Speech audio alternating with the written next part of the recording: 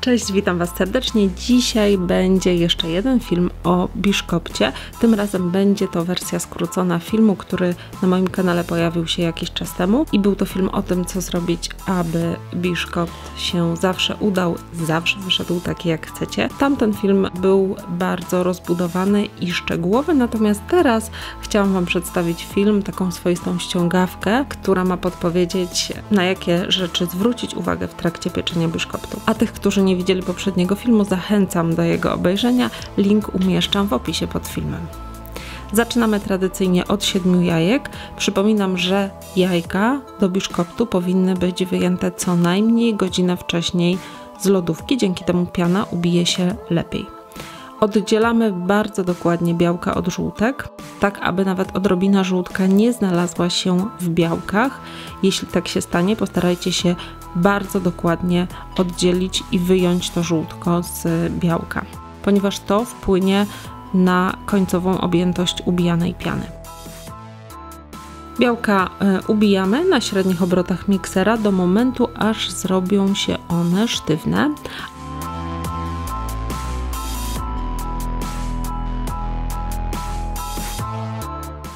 A następnie powoli etapami dosypujemy szklankę cukru. Cały proces ubijania białek powinien Wam zająć około 15 minut.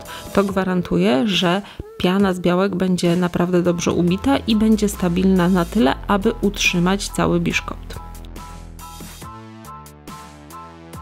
Gdy piana jest już gotowa, dodajemy oddzielone wcześniej żółtka i ubijamy dosłownie przez chwilę do momentu, aż całość będzie jednolita.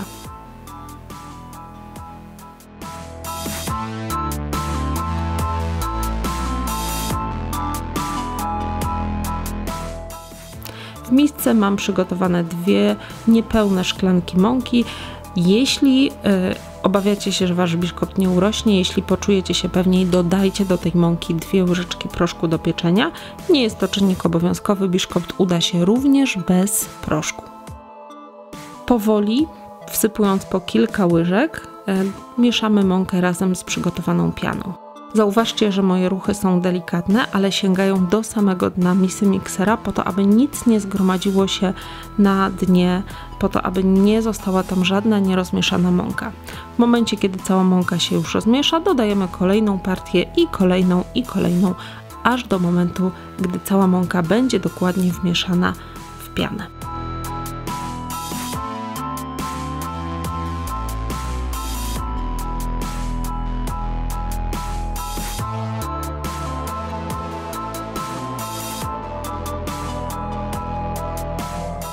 Gotowe ciasto przelewamy do tortownicy o średnicy 26 cm. Dno tortownicy wyłożą papierem do pieczenia. Pamiętajcie o tym, aby do biszkoptu nie smarować boków foremki. Tylko i wyłącznie wykładamy papierem samo dno. Po przełożeniu ciasta lekko wyrównujemy wierzch i wkładamy zawsze, podkreślam zawsze, do wcześniej nagrzanego piekarnika. Piekarnik powinien być nagrzany do temperatury 160 stopni, grzałka górna i dolna i co ważne bez termoobiegu. Taki biszkopt pieczemy około 40 minut.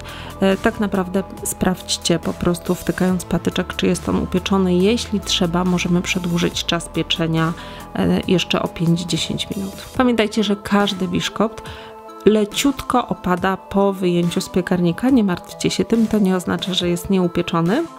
Jest to naturalne. Upieczony biszkopt zostawiamy na blacie na jakieś 10 minut, żeby troszkę przestygł, a następnie oddzielamy brzegi za pomocą ostrego noża albo szpatułki, tak jak ja, i wyjmujemy z blaszki, odstawiając, aby całkowicie wystygł.